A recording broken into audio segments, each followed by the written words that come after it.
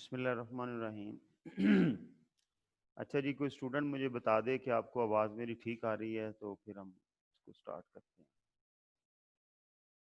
जी मुनीब, जी sir, आपकी आवाज़ ठीक आ रही है। Thank you so much.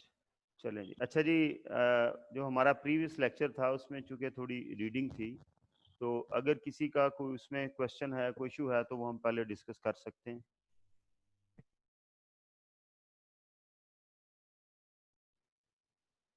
Any question? जी आकिब। सर मैं एक चीज कंफर्म ही करनी थी सर, आपने कहा प्रेफरेंस शेयर दो तरह के होते हैं, एक वो होते हैं जो प्रेफरेंस शेयर होल्डर को देते हैं जिनको डिविडेंड मिलना ही होता है। नहीं, ऐसे नहीं है। जी प्रेफरेंस शेयर जो हैं वो दो तरह के इस पॉइंट ऑफ व्यू से नहीं होते। प्रेफरेंस शेयर के ऊपर डेफिनेट डिविडेंड मिलना होता है, पहली बात तो ये ज़हन में रखें। That's why they are called preferred. ठीक है। अब उसकी आगे कुछ रिडीमेबल होते हैं, कुछ इररिडीमेबल होते हैं। जो रिडीमेबल होते हैं वो पैसे वापस हो जाते हैं, और जो इररिडीमेबल होते हैं वो ऑर्डिनरी शेयर्स की तरह at the winding up of the business उनके पैसे अगर कंपनी के पास बचे तो मिलते हैं। लेकिन डिविडेंड पॉइंट ऑफ व्यू से रिडीमेबल और इररिडीमेबल एक ही जैसे। ठीक है जाना सर, थैंक यू सर। जी। और कोई जी? ठीक है जी, अनम्यूट करें इनको, म्यूट कर दें इनको।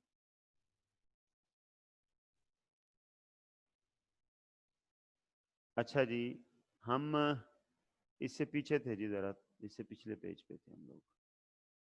Yes, types of share capital के ऊपर थे हम लोग, और यहाँ से हमने अपना सिलसिला शुरू करना था। देखें, मैं जो उस दिन भी आप लोगों से बात कर रहा था कि इंट्रो वाला जो फाइनल अकाउंट है, उसके बाद एक फाइनल अकाउंट इस स्टेज के ऊपर, कम से कम इस चैप्टर के अंदर फाइनल अकाउंट भी होना चाहिए था।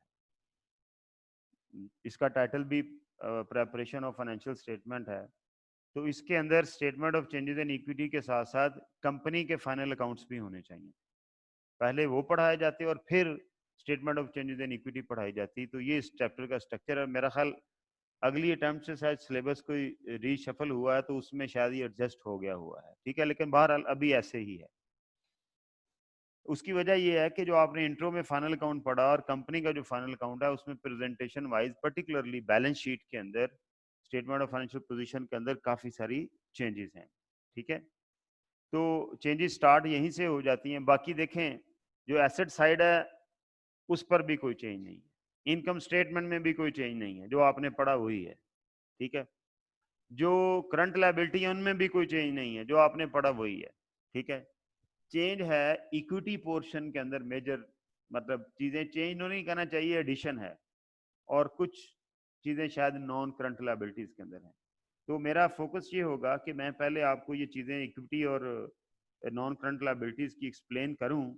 उसके बाद एक कम से कम एक क्वेश्चन है, फाइनल अकाउंट आपके सिलेबस में नहीं है, मैं आपको फिर बता रहा हूँ इस स्टेज के ऊपर।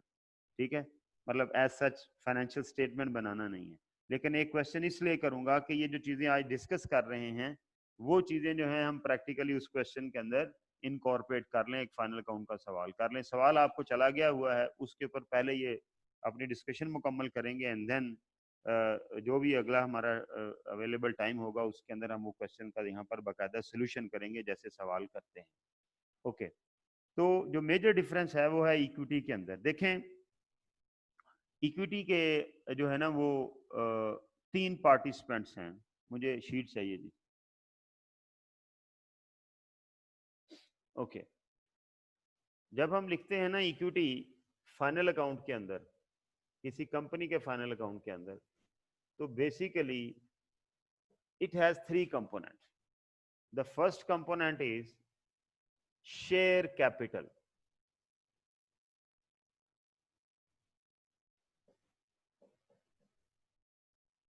The second component is reserves. अच्छा, पहले हम शेयर कैपिटल की बात करेंगे। ठीक है, सेकंड कंपोनेंट में इधर लिख लेता हूं, रिजर्व्स। और इसका जो तीसरा कंपोनेंट है वो है रीवैल्यूएशन सरप्लस, लेकिन वो बाय लाइन आइटम शो होता है। जैसे ये इक्विटी है ना, तो वो भी हम इधर अलहदा से शो करेंगे, सरप्लस ऑन रीवैल्यूएशन। ठीक है, ये जिनको मैंने अंडरलाइन किया है ये मेन हेडिंग होंगे। ठीक है, और इक्विटी, शेयर कैपिटल और रिजर्व्स का टोटल जो है वो यहां पर लग जाएगा, ऐसे ऐसे टोटल इनका लगेगा, ये रीवैल्यूएशन सरप्लस का लगेगा। ठीक है, और फिर नीचे नॉन करंट लायबिलिटीज का एक टोटल लगेगा एंड देन करंट लायबिलिटीज का लगेगा। इधर मैं लिख देता हूं, नॉन करंट लायबिलिटीज, ये भी लाइन आइटम है, ये भी इधर आ जाएगा, एंड देन फिर करंट लायबिलिटीज, ये भी लाइन आइटम है, इसका टोटल भी इधर आ जाएगा, और फिर ये हमारी बैलेंस शीट का टोटल बन जाएगा। ठीक है, ये जो करंट लायबिलिटीज हैं इनका भी यहाँ पर लाइन आइटम लगेगी। इसका मतलब ये हुआ 1 2 3 4, 4 मेन हेड होंगे स्टेटमेंट ऑफ फाइनेंशियल पोजीशन के अंदर। इनमें से ये वाले जो 2 हेड हैं, ये जिनको मैं ये सर्कल कर रहा हूं, इक्विटी और revaluation surplus, they are basically equity. ठीक है, ये ओनर्स इक्विटी होगी, और ये वो वाली इक्विटी जो ड्यू टू सरप्लस अराइज हुई है। Surplus on revaluation companies act कहता है कि it is to be treated as part of equity, लेकिन इसको इक्विटी हेड के अंदर ग्रुप नहीं करना, ये सेपरेट लाइन आइटम के तौर पर बैलेंस शीट में शो होगा, जो हम क्रिएट करते हैं, हमने सीखा पिछले चैप्टर के अंदर। बाकी नीचे non current liabilities, long term liabilities जो कि 1 साल के बाद पे करनी है, और उसके बाद करंट लायबिलिटीज, ये वही सीन है जो आप इंट्रो टू अकाउंटिंग के अंदर करते रहे हैं। तो मेजर डिस्कशन बेसिकली ये रीवैल्यूएशन सरप्लस भी हमने पढ़ लिया। ठीक है, तो ये जो 2 हैं ये बेसिकली इस प्योर इक्विटी हेड का टोटल है, और ये वाला जो टोटल है ये बेसिकली इसका सरप्लस का जो नेट रिजल्ट है। इसका नीचे ज़ाहिर है नोट बनेगा कि अगर कोई ओपनिंग बैलेंस है, कोई रियलाइज किया है इक्वल टू इंक्रीमेंटल डेप्रिसिएशन, वो या उसके अंदर जो भी चेंजेस आई होंगी, डाउनवर्ड रिवैल्यूएशन अगर पहले अपवर्ड हुई है तो डाउनवर्ड अब हुई है तो उसकी वजह से भी एडजस्टमेंट आती है, या कोई डिस्पोजल हुआ है तो उसकी वजह से भी इसके अंदर एडजस्टमेंट आती है। तो उसके बाद ये यहाँ आ जाएगा, और बाकी नीचे नॉन करंट लायबिलिटीज और करंट लायबिलिटीज, ये 2 टोटल जो, ये तो खैर रूटीन की बात है। ओके, अब हम आ जाते हैं ये जो अब मैं अगले पेज पे चला जाऊंगा, और मैं ये वाला पोर्शन है ना, ये वाला, इसको मैं इन डिटेल एक्सप्लेन करना चाहूंगा। ठीक है, क्योंकि इस पोर्शन का ताल्लुक जो है वो आपकी statement of changes in equity के साथ है। वहाँ लिखा हुआ हो शेयर प्रीमियम, आपको पता है ना हो कि यार ये कहाँ से आ गया। ठीक है, तो हम बेसिकली यहाँ पर वो डिस्कशन करने जा रहे हैं। अगली शीट चलें। ओके, अब आप ये देखें कि सबसे पहले हमने इधर इक्विटी लिख दिया, फिर मैं लिखता हूं ऐसे ही। ठीक है, ये हमारा मेन हेडिंग है। ठीक है, उसके बाद आ गया यहाँ पर हम ले जाते हैं इसको share capital.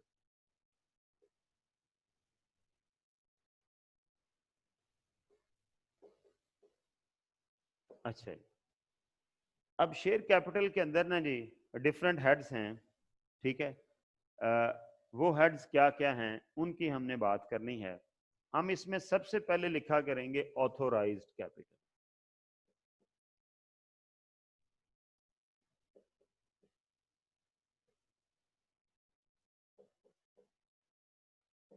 Authorised capital, okay.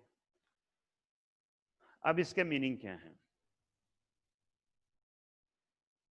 Authorise capital या नॉमिनल कैपिटल का मतलब ये होता है, जब आप किसी लिमिटेड लायबिलिटी कंपनी का सेटअप बना के काम करते हैं, तो आप अपनी मर्जी से उसके अंदर कैपिटल इंडक्शन नहीं कर सकते। आपको इजाजत लेना पड़ती है। किससे? SCCP से, कि जी क्या मैं इतना कैपिटल कंपनी में डालकर कंपनी बना लूं? अब आपके ज़हन में ये आ रहा होगा कि ये क्या साइंस हुई कि पैसे हमने लगाने हैं, जितने मर्जी लगा के बिजनेस कर लें। ये इस स्टोरी की समझ नहीं आई। देखें बहुत सारी वजूहात होती हैं जिसकी वजह से हम जो कैपिटल की इंडक्शन है किसी बिजनेस के अंदर उसको कंट्रोल गवर्नमेंट करना चाहती है। इसकी सिंपल सी एक रीजन जो आपकी समझ में आने वाली है वो है मोनोपोलीज को कंट्रोल करने के लिए, कि कोई बंदा कोई इतनी बड़ी कंपनी ना बना ले कि कल को वो मार्केट का ड्राइवर बन जाए। जैसे ये अभी चीनी की कंपनियों की बात हो रही है, ठीक है, अगर इनके ऊपर एक लिमिट लगाई जाती कि भाई कोई भी चीनी बनाने वाली कंपनी इतनी प्रोडक्शन और उस प्रोडक्शन के ऊपर इतना कैपिटल चाहिए, उससे बड़ी कंपनी नहीं बना सकते, तो ये मोनोपोलीज ना क्रिएट होती जो 15, 20, 25 लोगों ने क्रिएट की। सो हमें SCCP से अपनी फिजिबिलिटी हम बनाते हैं, बना के हम अंदाजा करते हैं कि यार हमें इतना पैसा चाहिए होगा, हम उससे एक अप्रूवल लेते हैं कि साहब हम इतने पैसों की कंपनी बनाना चाह रहे हैं। अच्छा, ये इसके अंदर इन्हेंसमेंट भी हो सकती है बाद में, ठीक है, जरूरी नहीं है कि एक दफा आपने कह दिया तो हरफे आखिर हो गया, आप उसको बढ़ा भी सकते हैं। वो वाली जो अप्रूवल है, अभी मैंने कोई पैसे नहीं बिजनेस में डाले, सिर्फ एक लेटर लिख के एक अप्रूवल ली है, उसे हम ऑथोराइज कैपिटल या नॉमिनल कैपिटल कहते हैं। क्या बोलते हैं उसे?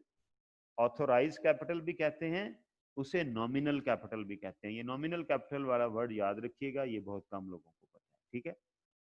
तो हम फिर क्या लिखेंगे, हम अच्छा, अब ऑथोराइज कैपिटल सबसे पहले। अच्छा, अब ये कैपिटल डाला नहीं हुआ तो सब यहाँ क्यों लिख रहे हैं? ये कंपनी एक्ट की रिक्वायरमेंट है कि आपने जब भी किसी जगह किसी कंपनी का वो कैपिटल लिखना है जो बिजनेस में डाला हुआ है, तो उसका अप्रूव्ड कैपिटल भी साथ मेंशन करना है। ये किसी कॉस्टिंग में नहीं आएगा क्योंकि इसकी कोई एंट्री नहीं हुई, ये सिंपली एक इजाजतनामा है, लिहाजा इसको यहाँ पर मेंशन करेंगे और इसे डबल लाइन से क्लोज कर देंगे, यानी ये कॉस्टिंग में नहीं आएगा, ये एंट्री के थ्रू नहीं आया, ये जस्ट एक इंडिकेशन है कि जितने, ताकि यूजर को पता चल जाए कि यार ये कंपनी मैक्सिमम इतना कैपिटल इशू कर सकती है। अब जो कैपिटल होता है किसी कंपनी का, that is divided into number of shares. जो अगली बात है जो इंट्रो वालों को नहीं पता, सोल प्रोप्राइटर में तो रुपए डाल दिए ना कि जितने रुपए कैपिटल है, यहां पर कैपिटल नंबर ऑफ शेयर्स में होगा। हम अपना फर्ज करें, मैं एज्यूम कर रहा हूं कि मैंने अगर अपना कैपिटल रखा है 1000 रुपया, एज्यूम कर रहे हैं, तो मेरे पास ऑप्शन है कि मैं उस 1000 के कैपिटल को 1-1 रुपए के शेयर में डिवाइड कर दूं, 10-10 रुपए के शेयर में डिवाइड कर दूं, 100-100 रुपए के शेयर में डिवाइड कर दूं। It's companies management decision, directors का डिसीजन। एज्यूम कर लेते हैं हम उसे 10-10 रुपए के शेयर में डिवाइड कर देते हैं, तो 1000 को, ₹1000 को जब हमने 10 से डिवाइड किया, एक शेयर 10 रुपए का है, तो ये कितने शेयर बन गए? 100। तो इस कंपनी का जो कैपिटल होगा वो बताना है हमने कि जी कितने नंबर ऑफ शेयर हैं और हर शेयर की डिनोमिनेशन क्या है, ठीक है। जैसे कोई मेरे पास अगर पैसे हैं तो मैं अगर किसी को बताना चाहूँ तो मैं कहूँगा भाई मेरे पास 5 लाख रुपया है, मेरे पास 5-5 हजार वाले इतने नोट हैं। तो इसी तरह बताना पड़ेगा कि कंपनी का ऑथोराइज कैपिटल जो है वो 1000 रुपीज है और उसके इतने शेयर हैं और हर शेयर इतने का है। तो मैं इसको इस तरह से यहाँ पर लिखूंगा, मैं यहाँ लिखूंगा ऑथोराइज कैपिटल कितना है, मैं लिखूंगा 100 ऑर्डिनरी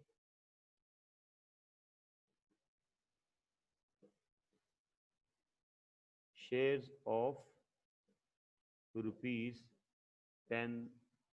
ईच, और इसकी वैल्यू आ जाएगी 1000, और इसे ऐसे डबल लाइन से क्लोज कर देंगे, ठीक है जी। ऑर्डिनरी से मतलब ये प्रेफरेंस शेयर नहीं है, ये ऑर्डिनरी शेयर्स होंगे। बताना है किस, कौन सी क्लास है, ये 3 चीजें बतानी हैं। कौन सी क्लास है, कितने शेयर हैं, एक शेयर कितने का है, और उनकी टोटल वैल्यू कितनी बनती है। डबल लाइन से क्लोज करना इसलिए जरूरी है कि ये बाद में हमारी बैलेंस शीट की कॉस्टिंग में नहीं आना चाहिए, क्योंकि ये पैसे अभी आए नहीं हैं, ये सिर्फ एक इजाजतनामा है। बात क्लियर होगी। कंपनी सबसे पहले ऑथोराइज कैपिटल की अप्रूवल लेती है SCCP से, उसके बाद कंपनी जो है वो कैपिटल इशू करती है। कैपिटल इशू करने से क्या मुराद है? अब मैं कैपिटल कितना इशू कर सकता हूं? कैपिटल इशू करने से मुराद ये है कि मैं, जैसे कॉलेज में एडमिशन नहीं एडवर्टाइज होता, इसी तरह मैं अपने शेयर एडवर्टाइज करूंगा मार्केट के अंदर। कभी अगर न्यूज़पेपर पढ़ा हो तो आईपीओ अनाउंस हुआ होता है मुख्तलिफ कंपनियों का। वो क्या होता है? वो इश्तिहार होता है, जैसे कॉलेज का एडमिशन का इश्तिहार है। वो मैं 1000 शेयर के लिए भी दे सकता हूँ, सॉरी 100 शेयर के भी लिए भी दे सकता हूँ। मेरे टोटल शेयर 100 है ना, मैं 100 से कम के लिए भी दे सकता हूँ कि यार अभी मुझे इतने पैसों की ज़रूरत नहीं है, मैंने अप्रूवल ले ली 1000 की, लेकिन अभी मुझे 800 चाहिए, तो 800 के लिए मैं 400 शेयर जो है वो इशू करूँगा। इशू करने से मुराद ये मैं अनाउंसमेंट करूँगा कि भाई मैं 400 शेयर बेचना चाह रहा हूँ। मैं से मुराद कंपनी है कि कंपनी 400 शेयर बेचना चाह रही है। तो मेरी ये जो अनाउंसमेंट है, this is called issued capital. अभी अनाउंसमेंट है सिर्फ। उसके बाद मेरी इस अनाउंसमेंट के अगेंस्ट लोग अप्लाई करेंगे और पैसे बैंक अकाउंट में जमा करवाएंगे। ये पहली एंट्री है कैपिटल, शेयर कैपिटल के अगेंस्ट जब मुझे पैसे आते हैं। जब लोग अप्लाई करते हैं और एप्लीकेशन के साथ अपने जो चेक लगा के पैसे जमा कराते हैं हमारे अकाउंट में, तो हम कहते हैं लोगों ने शेयर सब्सक्राइब कर दिया। क्या कर दिया? सब्सक्राइब कर दिया, अप्लाई कर दिया। पाकिस्तान के अंदर एक कंडीशन ये है कि कंपनी का जो सब्सक्राइब्ड कैपिटल है वो उसके इशूड कैपिटल से कम नहीं होना चाहिए। मतलब अगर मैंने 400 शेयर मार्केट में फेंके हैं, ऑफर किए हैं, तो लोग अगर 400 से कम के लिए एप्लीकेशन देंगे तो मैं शेयर इशू नहीं कर सकता, कैंसिल हो जाएगा। अंडरस्टैंड? इसका एक हल है। हल क्या है? हम अंडर राइटिंग अरेंजमेंट कर लेते हैं। मैं इसीलिए कह रहा हूं ना कि ये एकदम बड़ा गैप आ गया, मुश्किल बातें लग रही होंगी, एकदम बड़ा गैप आ गया इंट्रो वाले फाइनल अकाउंट में और इधर वाले फाइनल अकाउंट में। तो सो ये चीजें जो है ना, ये यही गैप है, इसको हम कवर करने की कोशिश कर रहे हैं। मैं बता रहा था कि आपने 400 शेयर इशू किए और इस खदशे से कि आपकी सब्सक्रिप्शन कम शेयर की होगी और आपका इशू कहीं कैंसिल ना हो जाए, आप एक अरेंजमेंट करते हैं किसी बैंक के साथ, किसी फाइनेंशियल इंस्टीट्यूशन के साथ, इवन किसी प्राइवेट लिमिटेड कंपनी के साथ भी कर सकते हैं कि भाई अगर लोगों ने मेरे शेयर कम सब्सक्राइब किए तो जितने कम सब्सक्राइब होंगे वो तुम लोगे, वो बैंक लेगा, जो भी जिसके साथ भी मेरा अरेंजमेंट होगा, फाइनेंशियल इंस्टीट्यूशन लेगा। ये वाला जो अरेंजमेंट है इसे अंडर राइटिंग अरेंजमेंट कहते हैं। इसे क्या कहते हैं? Under writing arrangement. और वो जो बैंक है जो ये गारंटी करता है कि भाई अगर तुम्हारे शेयर लोगों ने ना खरीदे तो जितने वो कम सब्सक्राइब करेंगे उतने मैं उठा लूंगा, 50, 100, 150, उसे हम अंडर राइटर कहते हैं। उसे क्या बोलते हैं? Under writer. लिहाजा अंडर राइटिंग अरेंजमेंट के जरिए शेयर इशू किया जाता है ताकि इशू कैंसिल ना हो। अब वो जो अंडर राइटर है उसे क्या मिलेगा? अगर लोग पूरे शेयर अप्लाई कर देते हैं तो वो शेयर नहीं खरीदेगा, लेकिन ये जो उसने सर्विस दी है, आपका रिस्क उसने जो है मिटिगेट किया, इसके लिए उसे अंडर राइटिंग कमीशन दिया जाएगा, फीस दी जाएगी और वो फारग हो जाएगा। और अगर लोगों ने कम शेयर सब्सक्राइब किए तो फिर वो उसको वो शेयर भी खरीदेगा और अपनी फीस भी लेगा। खैर ये तो एक लीगल इशू हो गया। अब क्या हुआ, ज्यूम कर लेते हैं कि 400 मैंने इशू किए, 400 मेरे टोटल 400 कहीं जा रहा हूँ, 40 अपना 100 शेयर है ना, 80 शेयर फर्ज कर लें, क्योंकि मैं 8000 का कैपिटल रेज करना चाह रहा हूँ। ठीक है, इतने पैसे मैं लेना चाह रहा हूँ, तो मैं 80 शेयर जो है 400 के ही जा रहा हूँ। मेरे टोटल शेयर ही मेरे 100 हैं, तो इसमें से मैं 80 शेयर जो है वो क्या कर रहा हूँ, वो इशू कर रहा हूँ, मार्केट में ऑफर कर रहा हूँ। फर्ज कर लेते हैं लोगों ने 80 या उससे ज़्यादा के लिए अप्लाई कर दी, अंडर राइटर मैंने इंगेज ज़रूर किया लेकिन उसकी ज़रूरत नहीं पड़ी, वो कमीशन लेके फारग हो जाएगा। 26 ओके।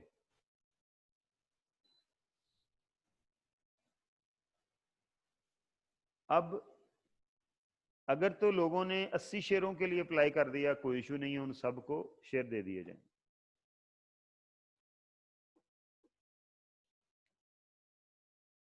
लेकिन अगर 80 से ज्यादा लोगों ने अप्लाई किया तो फिर क्या करेंगे? 80 को देने हैं, 90 ने अप्लाई कर दिया, तो फिर उनका ड्रॉ होगा, कुर्रा अंदाजी होगी, और उसमें से जो कामयाब लोग होंगे उनको शेयर दे दिए जाएंगे और बाकियों के पैसे उनको वापस कर दिए जाएंगे। ठीक है। अब जब हम सब्सक्रिप्शन के अगेंस्ट शेयर दे देते हैं तो उसे हम कहते हैं पेड अप कैपिटल। क्या बोलते हैं? Paid up. तो फिर क्या हुआ? 80 शेयर मेरा इशूड कैपिटल हुआ जब मैंने आवाज लगाई, मार्केट में इश्तिहार दिया, लोगों ने उन्हीं के लिए अप्लाई किया, या अगर उनसे ज्यादा के लिए भी अप्लाई किया तो इशू तो उन्हीं को हुए, तो 80 ही सब्सक्राइब हुए और फिर मैंने उन लोगों को शेयर दे दिए और वो 80 ही पेड अप हो गए। इसका मतलब क्या हुआ? 80 शेयर जो हैं वो issued, subscribed and paid up हो गए। तो हम एक लाइन के अंदर लिखेंगे, यहां पर लिखेंगे, दूसरा जो हेडिंग होगा वो होगा ये ऑथराइजर, इसके सीक्वेंस में issued, subscribed and paid up capital. Capital ऊपर लिखा हुआ है, वैसे हर दफा लिखने की जरूरत नहीं। Issued, subscribed and paid up. आप किसी लिस्टेड कंपनी का अकाउंट नेट से उठाएंगे ना तो आपको ऐसे लिखा हुआ नजर आएगा। ठीक है। अब मैं यहां लिखूंगा, क्या लिखूंगा? मैं लिखूंगा 80 ऑर्डिनरी शेयर्स ऑफ ₹10 ईच। ये कितना हो गया जी? 800। अब ये मेरे ट्रायल से फिगर आ रही है। ठीक है जी।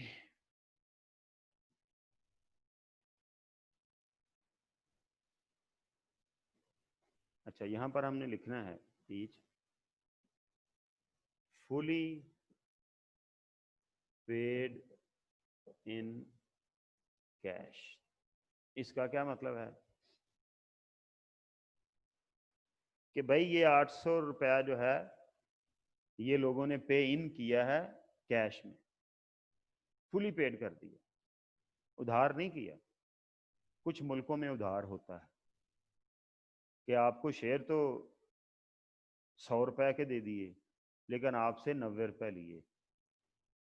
ठीक है। आपको शेयर तो सबको 800 रुपए के दे दिए लेकिन आपसे लिए 700 रुपए। हमारे मुल्क में इसकी इजाजत नहीं है। उसे हम कॉल्स इन एरियर्स कहते हैं। क्या बोलते हैं? Calls in arrear. तो calls in arrear are not allowed in Pakistan. हमें सारे पैसे यकमुश्त शेयर होल्डर को देने पड़ेंगे। अंडरस्टैंड? ओके। और ये फुली पेड इन कैश है, मीन कॉल्स इन एरियर नहीं है, सारे पैसे पे हुए हैं और इन कैश हुए हैं। इससे ये पता चलता है इन कैश से कि शायद ये share other than cash consideration भी इशू हो सकते हैं। आप कंपनी लॉ में पढ़ेंगे, बाबा अहमद जब्बार साहब आपको पढ़ाएंगे बाबा कंपनी लॉ, कि अदर देन कैश कंसिडरेशन में भी शेयर इशू हो सकते हैं। भाई वो कैसे? यार कोई मशीनरी दे दे हमें, पैसे ना दे तो हम उसको उतनी वैल्यू के शेयर दे देंगे।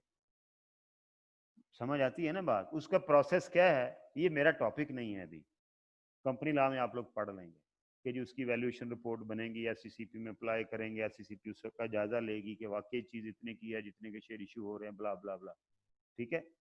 तो अगर वो हो तो उनको यहाँ एक अलहदा कैटेगरी के तौर पर, मसलन इसमें से 50 अगर इन कैश होते और बाकी 30 जो हैं वो अगेंस्ट मशीनरी होते, तो मैं इधर लिखता 50 ordinary share of ₹10 each fully paid as fully paid against machinery। ठीक है, fully paid against machinery, कि मशीनरी के अगेंस्ट ये fully paid हैं fully paid, लेकिन उसके अगेंस्ट पैसा नहीं आया, उतनी वैल्यू की मशीनरी है। अंडरस्टैंड? और ऑर्डिनरी साथ इसलिए लिख रहे हैं कि ये प्रेफरेंस नहीं, अगर प्रेफरेंस शेयर होते तो यही कुछ लिखना था, सिर्फ उनके नंबर अलहदा कर देने थे। लाइक 40 ऑर्डिनरी होते, 40 प्रेफरेंस होते, ठीक है, तो फिर क्या लिखना था? वो फिर ऊपर भी अलहदा अप्रूवल आनी थी, वहां भी मेंशन करना था ऑथोराइज कैपिटल के अंदर भी। हमारे तो सारे ही ऑर्डिनरी है ना, अगर यहाँ 50 ऑर्डिनरी होते तो 50 प्रेफरेंस होते तो वो भी इधर अलहदा मेंशन करते, मतलब अप्रूवल भी उनकी अलहदा लेनी पड़ती है। और फिर नीचे ज़ाहिर है जब उनका इशू होगा तो ऑर्डिनरी में से ऑर्डिनरी का इशू होगा, प्रेफरेंस में से प्रेफरेंस का इशू होगा, वो फिर इधर नीचे अलहदा मेंशन करना पड़ता कि जी 40 ऑर्डिनरी शेयर्स और लिखते 40 preference share fully paid in cash, आगे उनकी वैल्यू लिखते। ठीक है जी, ओके। तो शेयर कैपिटल वाला पोर्शन हुआ मुकम्मल। ठीक है, हम सवाल करेंगे उसके अंदर एंट्रीज पे अभी मैं नहीं गया, अभी मैं सिर्फ प्रेजेंटेशन की बात कर रहा हूँ। ठीक है, थोड़ा टाइम लगेगा क्योंकि आगे statement of changes in equity तो कुछ भी नहीं है, कॉलम में फिगर जमा टेबल ही बनाना है और कख नहीं है उसके अंदर। लेकिन ये पीछे नॉलेज ये है जो कि मेरे हिसाब से लैग करता है, ये 2-4 सवाल फाइनल अकाउंट के करवा के फिर आगे चलना चाहिए। ठीक है, क्या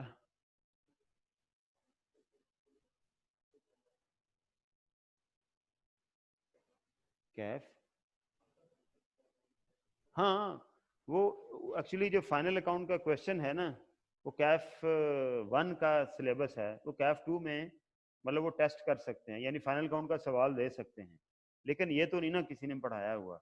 तो ये अब हम बाकायदा पढ़ रहे हैं ताकि अगर कोई सवाल इस तरह का है जैसा मैं सवाल आपको करवाऊंगा तो आप उसको अटेम्प्ट कर सकें। ठीक है, ओके।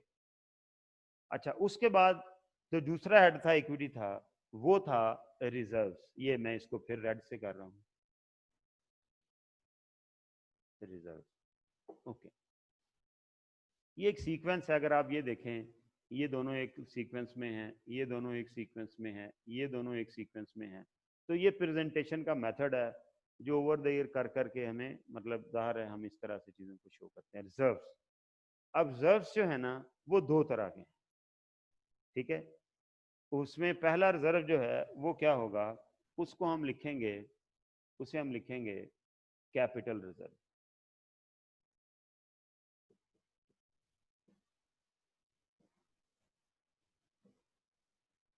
ठीक है जी, कैपिटल रिजर्व। कैपिटल रिजर्व के अंदर कौन कौन से रिजर्व आएंगे मैं यहाँ पे लिख देता हूँ। यहाँ पर हम लिखेंगे शेयर प्रीमियम। ये क्या है इसके ऊपर बात करते हैं आने वाले लेक्चर में, या अगर जो भी हमारा टाइम शेड्यूल बनता है। शेयर प्रीमियम आप यूं समझ लें, कैपिटल रिजर्व वो रिजर्व होते हैं जो किसी खास पर्पस के लिए क्रिएट किए जाते हैं। इसी तरह रिजर्व फॉर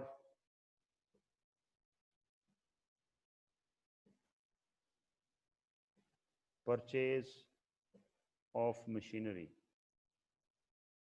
ये भी कैपिटल रिजर्व, मतलब कैपिटल एक्सपेंडिचर के लिए कोई रिजर्व क्रिएट किया हुआ हो तो वो भी कैपिटल रिजर्व। आपके इस सिलेबस के अंदर शेयर प्रीमियम को ही लताड़ेगा वो। ठीक है, शेयर प्रीमियम ही कैपिटल रिजर्व के तौर पर डिस्कशन में आएगा। ठीक है, ओके। डिप्लीशन रिजर्व होते हैं, वो भी इसलिए क्रिएट कर किए जाते हैं, वो भी इन्हीं का दूसरा नाम है कि जैसे जैसे एसेट डेप्रिसिएट हो रहा है तो एक रिजर्व क्रिएट होता जाए, उधर एसेट खत्म हो, इधर पैसे पड़े हुए हों। एक्चुअली रिजर्व क्रिएट करने का मतलब क्या होता है कि बिजनेस के प्रॉफिट में से कुछ पैसे बिजनेस में रख लिए जाते हैं, बिजनेस के अंदर ही रख लिए जाते हैं। किस शक्ल में? या उनको इन्वेस्ट कर दिया जाता है, ऑफ कोर्स ऐसे पैसे तो नहीं कहीं खजाने में गले में रखे जाएंगे, वो कहीं बिजनेस में ही लगे हुए होंगे, और जब ज़रूरत पड़ती है तो उन पैसों को निकाल के अगर कहीं इन्वेस्ट किए हैं या बिजनेस में ही लगाए हुए हैं तो निकाल के वो चीज़ खरीद ली जाती है, उन्हें डिप्लीशन रिजर्व भी कहते हैं। ठीक है, क्योंकि अगर आपने ये पैसे ना रखे तो ये पैसे प्रॉफिट में से ना रखे तो इनका दूसरा मसरफ क्या होगा, it will be distributed as dividend among the shareholder, और फिर उनसे पैसे लेना मुश्किल काम होगा, फिर आपको कैपिटल इशू करना पड़ेगा, ये वो ब्ला ब्ला सारी चीजें। अंडरस्टैंड? लिहाजा जब हम बिजनेस के प्रॉफिट में से कुछ पैसा बिजनेस के अंदर किसी सोचे समझे कैपिटल एक्सपेंडिचर के लिए रखते हैं तो वो कैपिटल रिजर्व कहलाता है। और अगर हम ऐसे ही रख लें, किसी खास कैपिटल एक्सपेंडिचर को टारगेट करके ना रखें, तो वो रेवेन्यू रिजर्व कहलाता है। अंडरस्टैंड? और शेयर प्रीमियम क्या है ये अभी मैं डिस्कस करूंगा। ओके, आगे चलते हैं। रिजर्व की जो दूसरी टाइप है उसे हम रेवेन्यू रिजर्व कहते हैं। क्या बोलते हैं? Revenue reserve.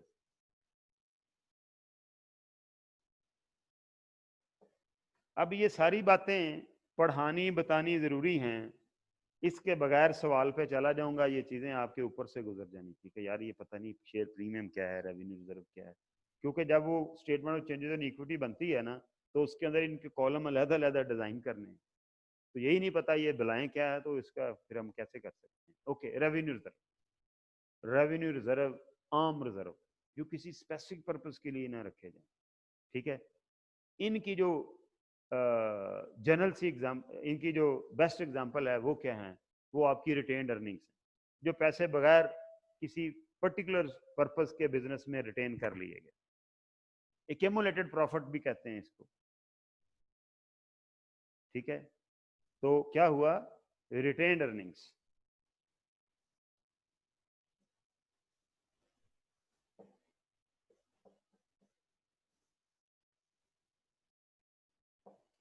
इसके अल्टरनेटिव नेम्स क्या हैं? एक्यूमुलेटेड प्रॉफिट,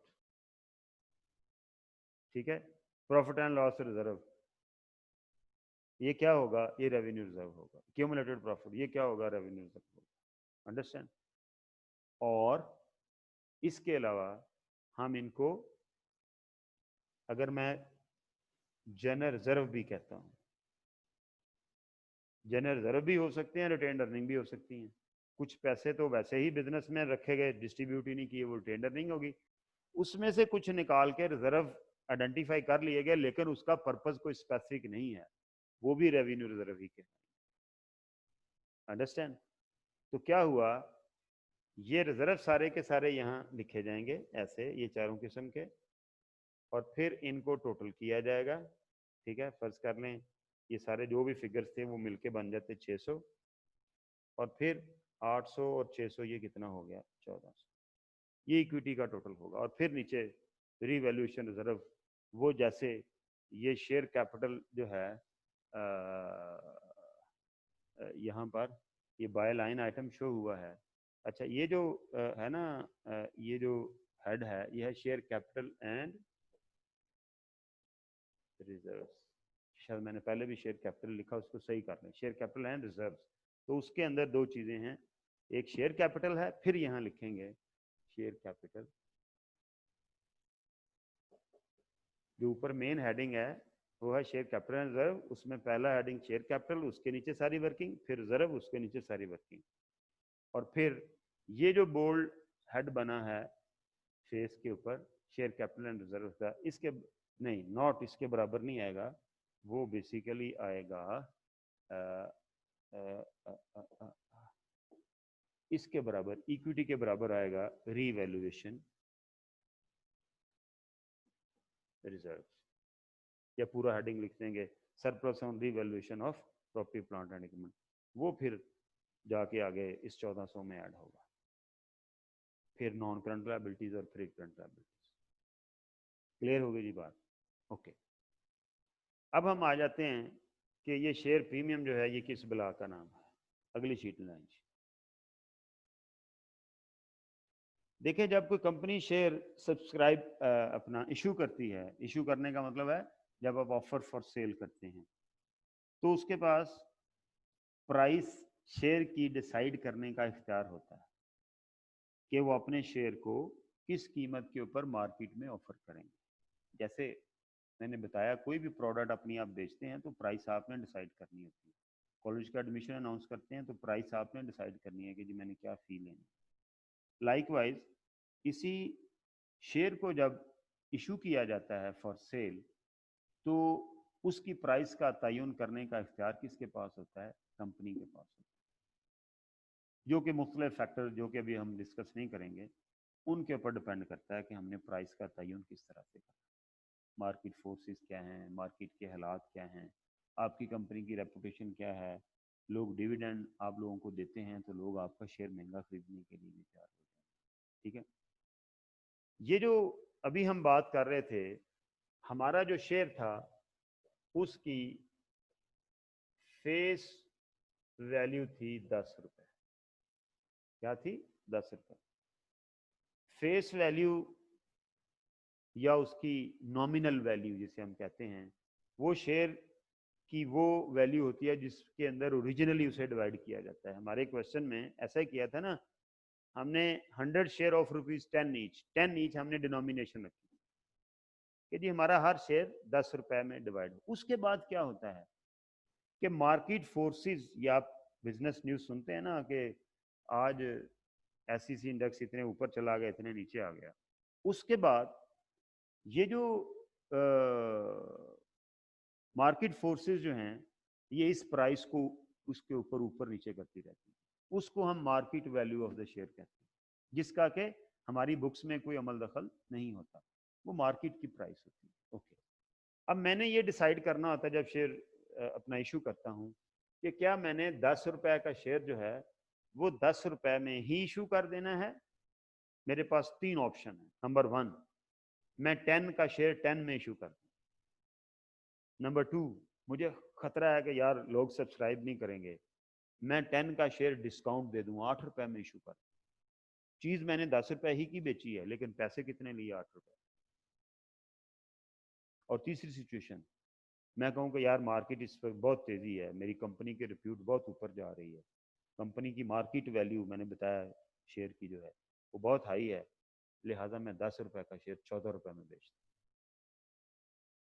क्या करूं? 10 का शेयर 10 में बेच दूं, 10 का शेयर 8 में बेच दूं, 10 का शेयर 14 में बेच दूं। जब मैं 10 का शेयर 10 में बेचूंगा तो मैं एंट्री क्या करूंगा? मेरे पास बैंक में पैसे आएंगे, बैंक टू शेयर कैपिटल, ये एंट्री मेरी होगी 10 रुपए से। ठीक है, ये कब होगी? यहां पे लिखेंगे इशूड एट पार।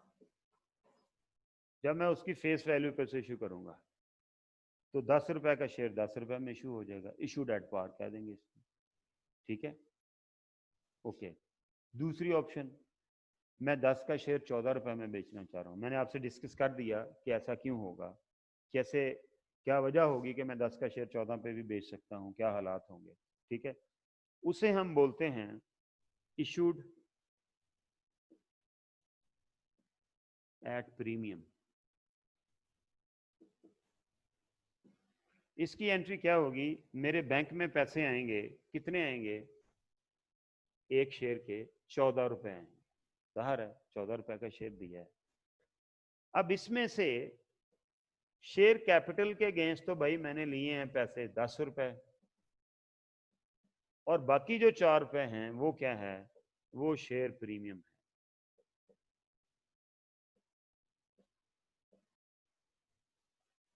ये वो प्रीमियम, शेयर प्रीमियम होगा जो मेरी बैलेंस शीट के अंदर रिजर्व में शो होगा, कैपिटल रिजर्व में। और हम जब statement of changes in equity बनाएंगे तो वहां इसका कॉलम बनेगा। ठीक है, और तीसरी सिचुएशन क्या थी वो मैं यहां लिख लेता हूं कि इशूड एट डिस्काउंट।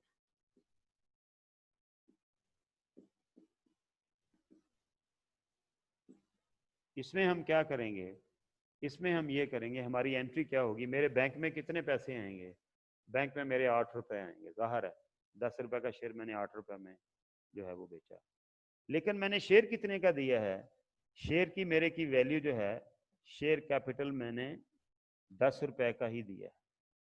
ठीक है, ये जो ₹2 हैं ये क्या हैं, इसे हम डिस्काउंट ऑन इशू कहेंगे।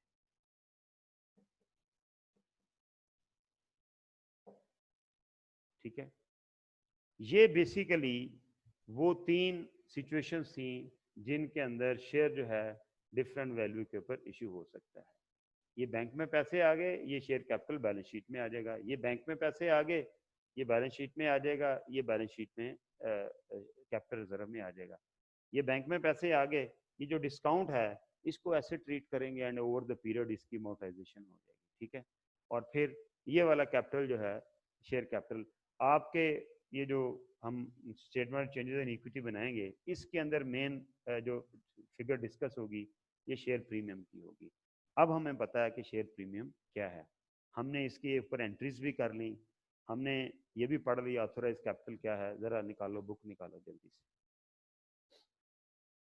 ये देखें, ये आपने घर से इसकी रीडिंग करनी है। Authorise capital, issued share capital, subscribed share capital, आगे चलो जी। ठीक है, शेयर प्रीमियम, रिडम्पशन की कल बात होगी, डिविडेंड डिस्ट्रीब्यूशन, आगे चलो जी। ओके, अब हम ये जो बोनस शेयर है, राइट शेयर है, यहाँ तक हम लोग क्लियर हो गए। इसके ऊपर इंशाल्लाह ताला यहाँ से हम आगे चलेंगे बोनस शेयर और राइट शेयर से, ये भी क्लियर करेंगे। और इसके बाद आगे क्या है जी?